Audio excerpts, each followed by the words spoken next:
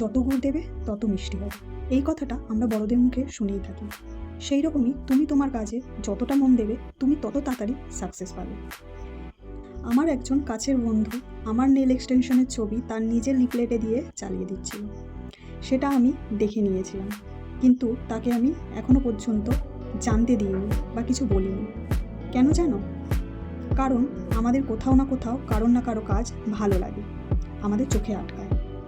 ওরও হয়তো কোথাও না কোথাও আমার আর্টটা, আমার নেল এক্সটেনশনটা ওর খুব ভালো লেগেছিল, তাই হয়তো ও ওই রকম কাজ করেছিল।